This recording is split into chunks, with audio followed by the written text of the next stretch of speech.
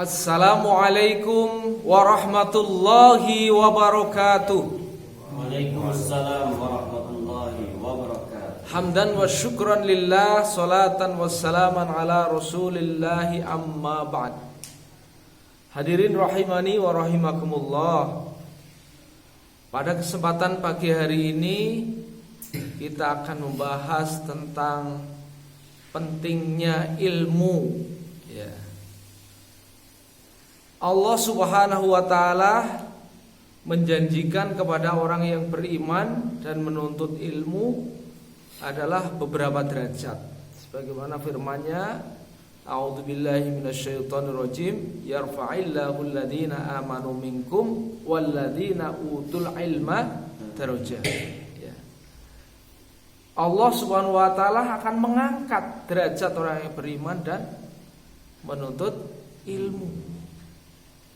Sementara hadirin rahimani wa rahimakumullah, derajat manusia itu sangat diperlukan apa enggak oleh manusia? Karena ketika manusia derajatnya tinggi di sisi Allah, dia pasti akan mendapatkan apa? Keridhaan Allah, ya kan? Kemudian jannahnya Allah, kemudahan dari Allah.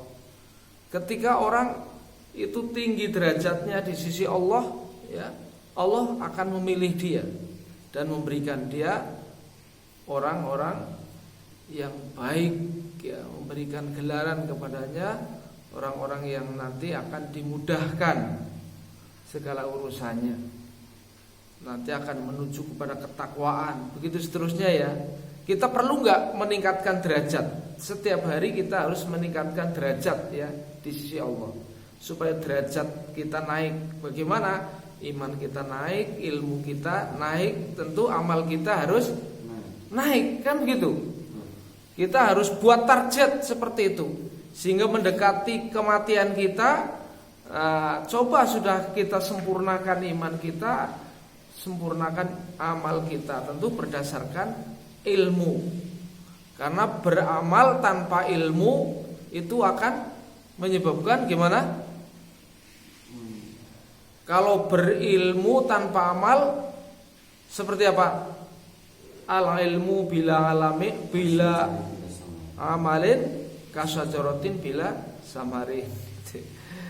Tapi kalau beramal tanpa ilmu gimana? Kira-kira akan sesat apa akan mendapat petunjuk? Akan sesat, ya. Oleh karena itu ilmu itu kalau menurut Muhammad Ibnul Hasan bin Abdullah, ya, dimuat dalam kitab Ta'limul Muta'alim, itu mungkin pernah belajar, ya, saudara, ya.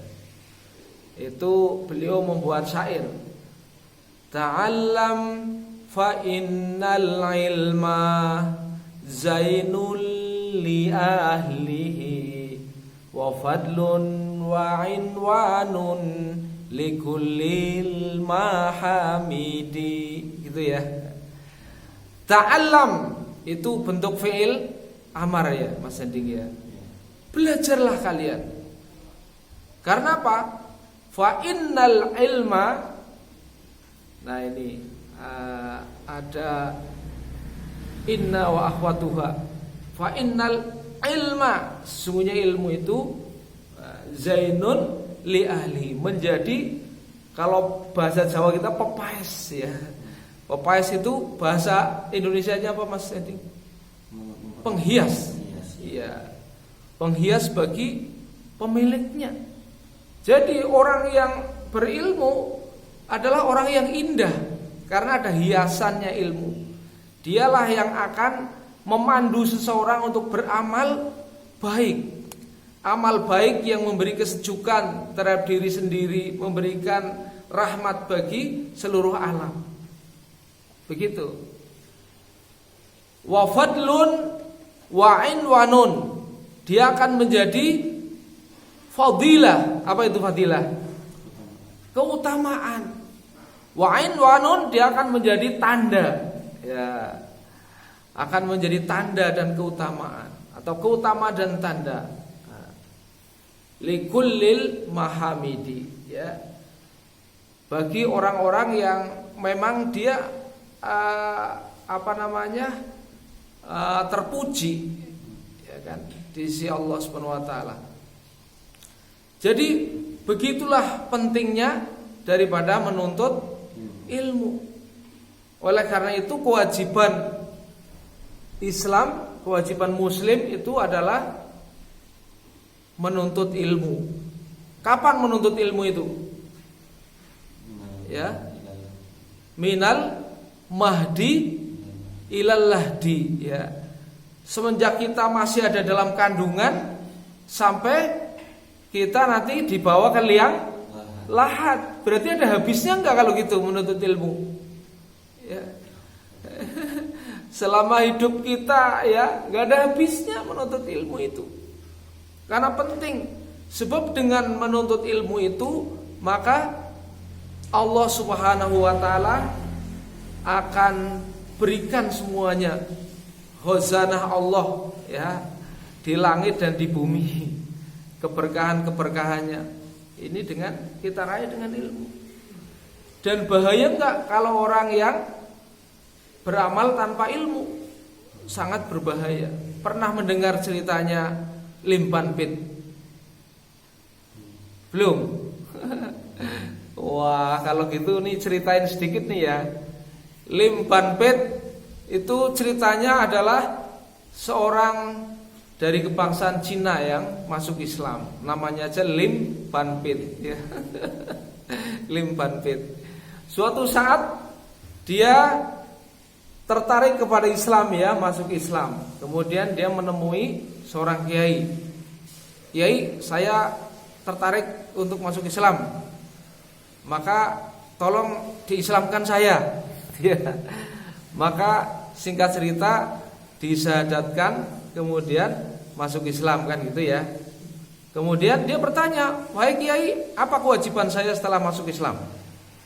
Maka kata kiai, "Kamu sholat." Ya. "Loh Pak Kiai, saya kan belum bisa sholat."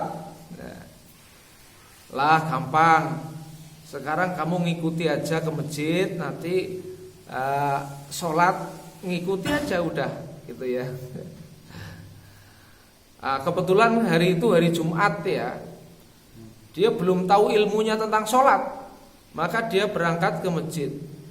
Dasar Cino sibuk di pekerjaannya, dia berangkat ke masjid itu juga telat, ya. Jumatan di shop terakhir, gitu ya.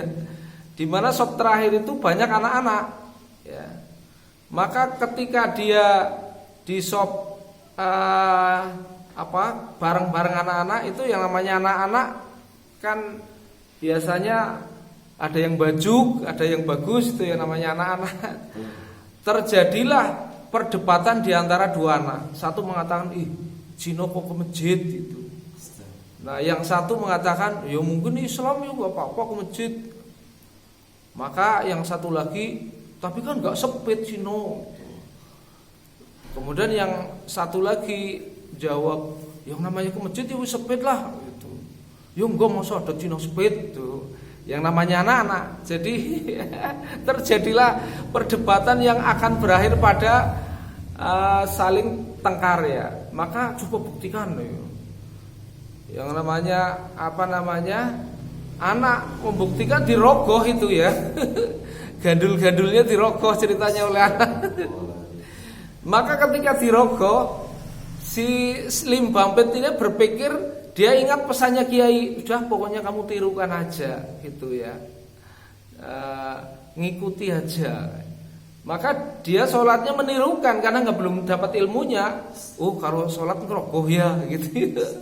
Dalam hati dia berpikir seperti itu, maka akhirnya dia ngerogoh depannya, gitu ya. Ternyata depannya itu adalah Pak Haji, gitu ya. Nah, Pak Haji itu nah, itu dirogoh. Dia ngertinya yang ngerogoh anak-anak kan, baju kan, gitu.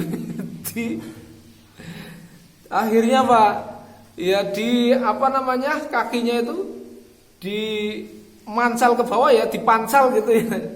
Dipancal dia. oleh kajinya itu ya, maka dipancal, dia juga berpikir, oh setelah ngerokok mancal ya, maka dia mancal lagi belakangnya. Tapi belakangnya kan tidak ada itu, sudah itu anak-anak tertawa-tertawa gitu ya. Tapi dia mau tertawa ubar gitu, tertawa tapi depannya nggak ada yang tertawa, bingung dia. Ya. Akhirnya dia setelah selesai sholat langsung pulang aja. Dia mengatakan aku nggak kuat lah, Islam tuh nggak kuat itu ya. Pulang aja nggak jadi masuk Islam. Terus dia nunggu di rumahnya Kiai sampai selesai. Kata Kiai, Limban Bet, kamu kok sudah di sini? Iyalah. Kenapa sih? Gimana rasanya orang sholat? Kata Kiai. Saya nggak kuat lah Pak Kiai. Nggak kuat kenapa? Nggak kuat jejekannya. Lah gimana kok dijejek? Ya udah cerita gitu ya. Nah, apa namanya hikmah yang ada dalam peristiwa ini? Yang pertama, amal dengan ilmu mesti kita dahulukan apa? Ilmu dulu ya, walaupun sedikit ilmu ini apa namanya nanti akan amal ya. Seperti kalau orang coba misalnya apa namanya mau menghidupkan mobil ya, ilmunya dulu dikunci apa namanya nyalakan dulu ya. Ya, dinyalakan dulu. Setelah nyala akinya, maka mesinnya jalan. Ketika mesinnya jalan, maka dia akan menguatkan aki lagi, kan begitu. Jadi ilmu inilah yang kemudian melahirkan amal, dan amal yang dilakukan secara istiqomah akan menambahkan ilmu. Ya. Itu kata Nabi, man amila bima alima warasallahu ilma ma lam ya'lam. Barang siapa yang beramal terhadap ilmu yang sudah dikuasainya, maka Allah akan memberikan ya ilmu lain yang belum dikuasai. Jadi harus ada urutan. Ini apakah dalam matematika ada istilah urutan. Dalam bahasa Islam itu ada namanya tertib, kan gitu ya. Karena urutan ini menjadi penting. Ketika orang mendapatkan ilmu, dia punya kemampuan untuk beramal ya. Yang kedua, bahwa amal yang kita lakukan akan menguatkan ilmu lagi pada diri kita ya. Karena akan menjadi paham ya. Maka dalam matematika ada disebut dengan pemahaman konsep gitu ya. Ya, ketika konsep itu dipahami, maka orang itu akan menjadi paham dalam mengamalkan ilmu, tidak salah dan tidak tersesat, kan begitu. Makanya sering digambarkan bahwa semangat iman dengan ilmu itu bagikan roda belakang dan roda depan dari suatu sepeda, ya kan? Nah, apabila suatu sepeda itu tidak ada roda depannya ya, atau roda depannya rusak, tak hanya roda belakang yang sehat ya, maka ketika digenjot, diontel, dia jalan kan, tapi jalannya bisa nabrak-nabrak. Ya kan itu. Ya. Atau sebaliknya, bila roda depan bagus tapi roda belakang rusak, kira-kira bisa jalan apa enggak?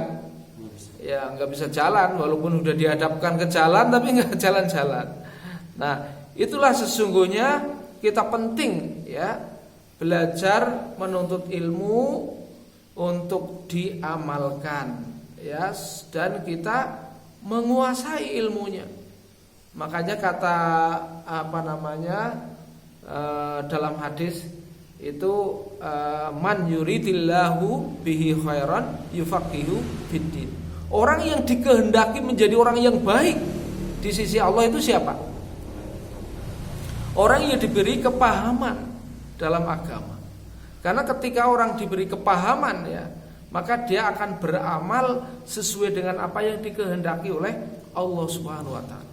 Ketika seseorang beramal sesuai dengan apa yang dikehendaki Allah Subhanahu wa taala, dia akan mudah untuk mendapatkan pertolongan Allah, mencapai keridhoannya, mendapatkan rahmatnya, barokahnya. Tapi kalau mengamalkan ilmu tapi jauh dari apa yang dikehendaki oleh Allah Subhanahu wa taala, maka bisa-bisa ya ilmu itu justru tidak akan mendapatkan manfaat bagi dirinya sendiri, ya. Bahkan bisa merusak dirinya dan orang lain. Oleh karena itu kita pentingnya menuntut ilmu di masa muda, ya. Anda menuntut ilmu di masa muda seperti mengukir di atas batu, ya kan?